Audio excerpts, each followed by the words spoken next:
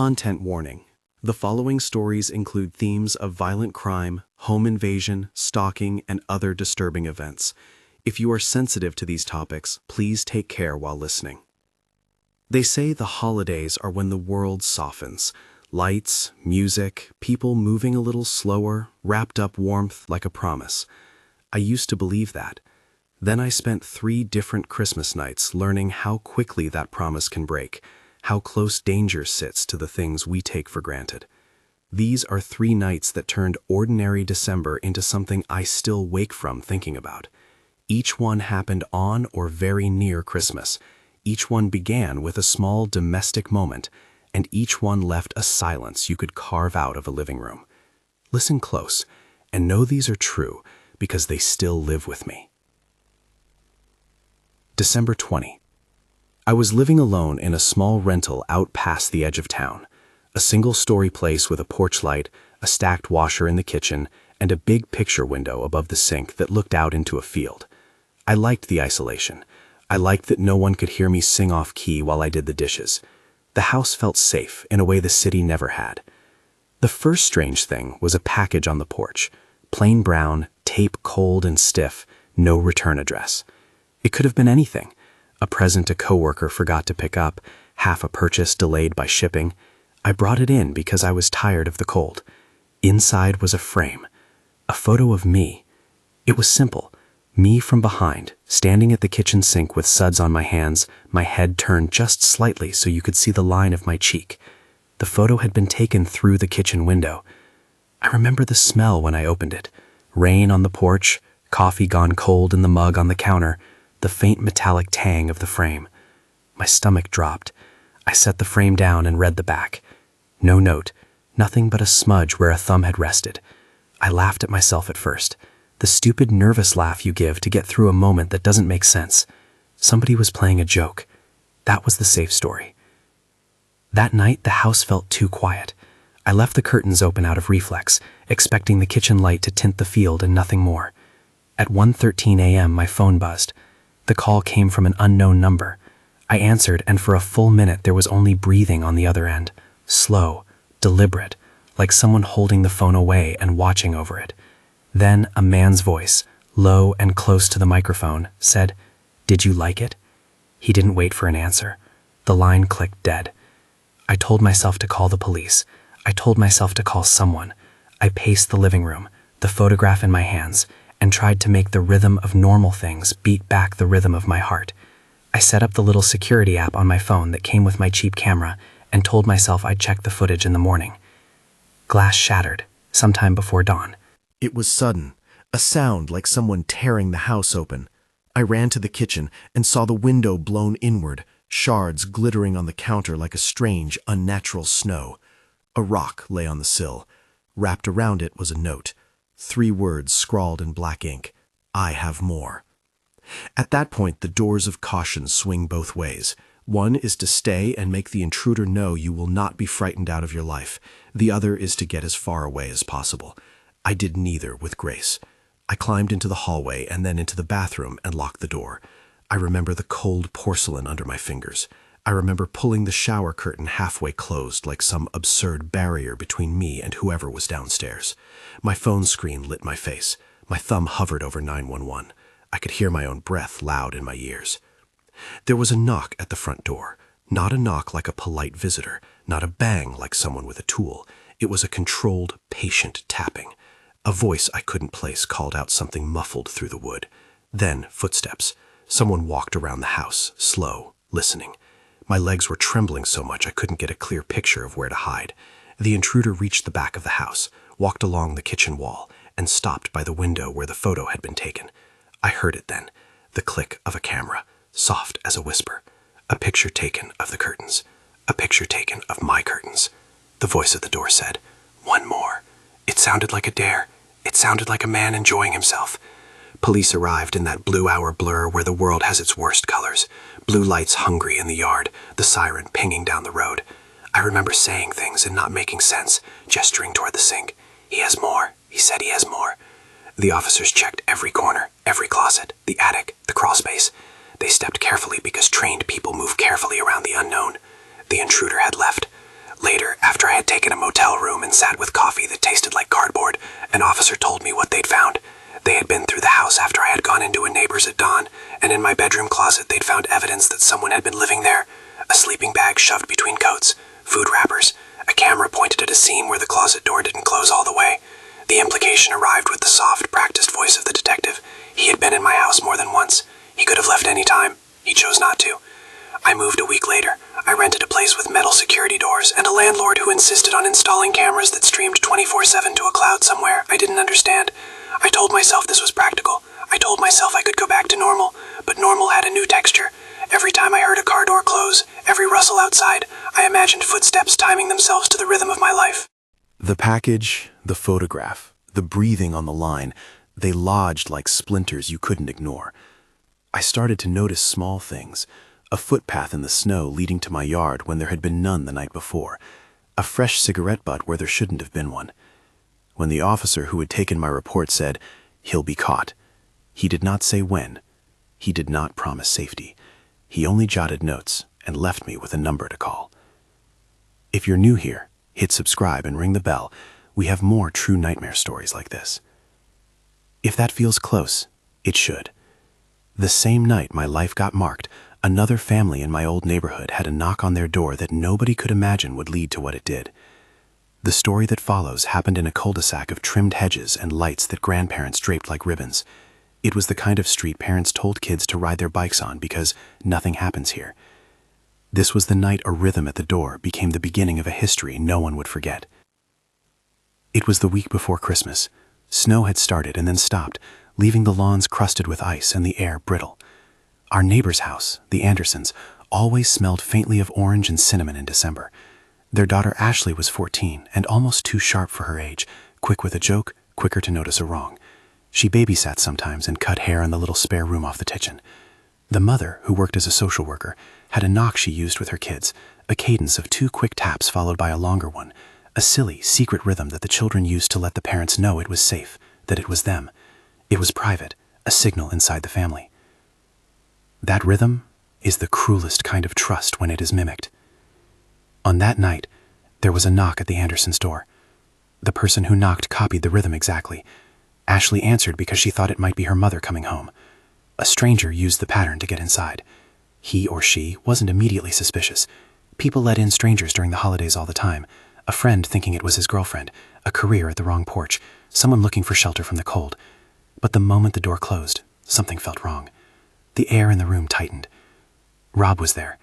He was 17 then, a kid from down the street who had grown up at the Andersons' kids. He had a job sweeping a diner and a laugh that made people assume trouble couldn't touch him. He was the one who got out. He climbed through the basement window, scraping his knuckles and losing his shoe in the shop. He ran.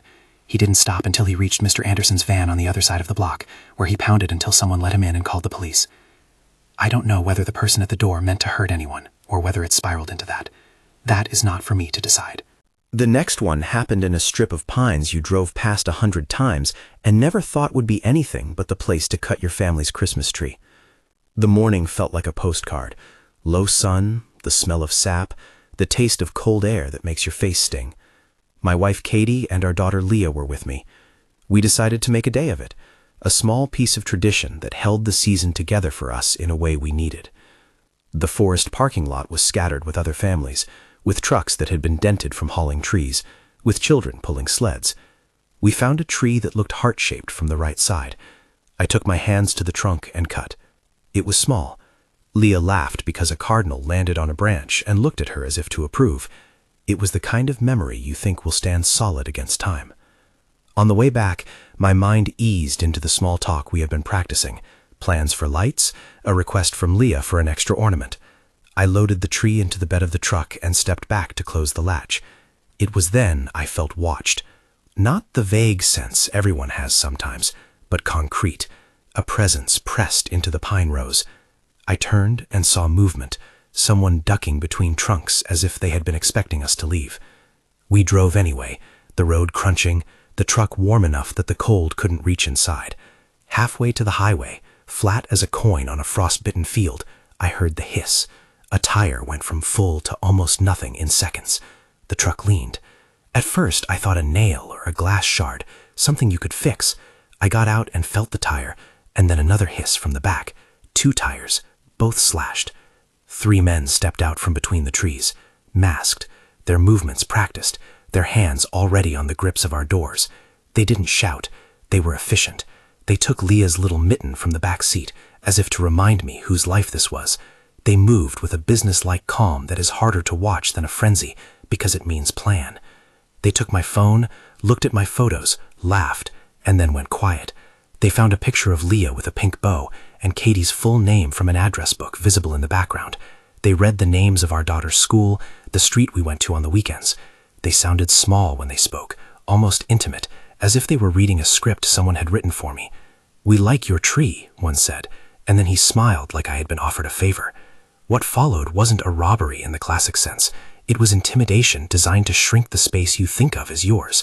They circled the truck and told me things that were not threats in a vacuum, but promises with a map. They asked where we lived, they asked when Katie worked, they asked where Leah went to school. The words landed like weights. They made me stand there and answer, because the alternative, resistance, felt like inviting harm. They told me they could come by at dark. They told me they could come down the driveway and fix the lights, and I would never hear them. They asked me to stop telling people if anything had happened that night. They told me if I told the police, they would come for us quietly. And they left as they had arrived. Precise, with no scuffle, no dramatic chase, just a black truck nose disappearing into the pine rows. I drove home with 2 flat tires and my chest feeling hollow. I went into the house and pretended we had a scratch on the truck. Katie noticed the tires. She noticed that my shirt had a smear of sap and that I smelled faintly of tobacco I don't smoke. She asked questions I deflected with a joke about the deer crossing. I lied, because at that moment lying felt like defense. I told her the tires had been slashed by some kids. I told her we were going to get new tires the next day. I told her that it was ridiculous to worry. Leah curled under a blanket and watched a cartoon. Her cheeks were rosy, and she told me how excited she was for the tree. Katie hugged me and then left for work the next morning.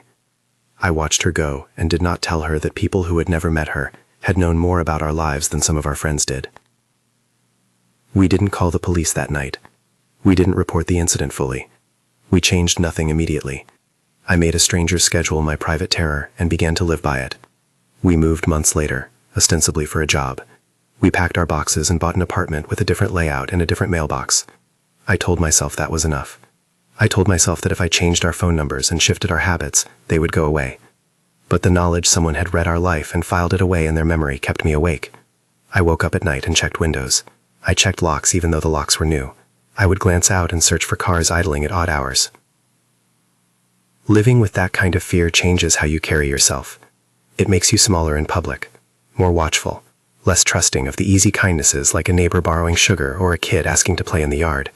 And the worst part, at least for me, was the secret itself. I carried it like a letter I couldn't send. I had lied to the woman who loved me. I had put on a face for a child who wanted to believe in good people. In the months after, whenever Leah danced in the living room or Katie laughed at something small, I felt a sudden vertigo, a flash of how close danger had been in the wood, and how near our lives always sat to strangers who might choose cruelty. I have told you 3 nights. 3 times the domestic turned dangerous. 3 different small rituals, doing dishes, answering the door, cutting a tree, became the hinge on which a night could tip into horror. They are different in detail, but the same in what they stole from us: innocence, the ability to assume safety in small things. There are a few things I want to leave you with that aren't advice or platitudes. First, the damage of these nights isn't always physical. The houses were repaired, the tires were replaced, the curtains were sewn. But repair doesn't mean return. Trauma leaves a map on the inside, a geography of moments you can't unsee. For some, like Rob, it means moving away from plans for college or stepping back from the people who knew you when you were better. For me, it meant sleeping in a motel for a week and then moving. For Ashley's family, it meant a holiday season that never recovered. Second, what hides behind most of these stories is someone exploiting trust. The photograph taken through the kitchen window, the rhythm copied at the door, the monitoring of social media and photos for addresses. These are not dramatic heists. They are slow erosions of privacy. They use the world's ordinary points as tools. That is the creepiest part. Danger doesn't always arrive with a shout. Sometimes it comes with a knock you expect, or a picture you hang on the wall. Finally, there is a silence that settles after events like these. People stop telling each other certain things because there is nothing to be done. Families protect their own by not sharing the full picture. Husbands protect wives by lying about the night. Neighbors protect children by hanging tighter on their routines. That silence is born of fear and shame, and the sense that the truth has no adequate response. I tell these stories because the holidays are approaching again, and the ornaments will be put out, and people will say the same things they always do. Everything will be fine, without knowing what that phrase looks like for someone who has been awake at 3 a.m., watching a flash of headlights pass slowly by the house. My hope is not to frighten for the sake of it.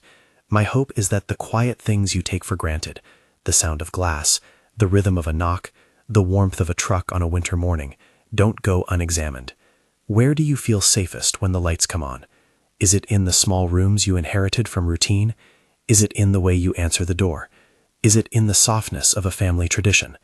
For me, the answer is complicated. I still string lights, I still take Leah to cut a tree, but I do it while listening, while watching, carrying an awareness that safety is not an endless promise. It's fragile. It can be taken in the space of a photograph, in the mimicry of a knock, in the quiet knowing of strangers in the woods. If this shook you, consider subscribing and check the playlist for more unsettling true stories. Stay safe out there, keep your loved ones close, and trust the small alarms your body raises. Thank you for listening.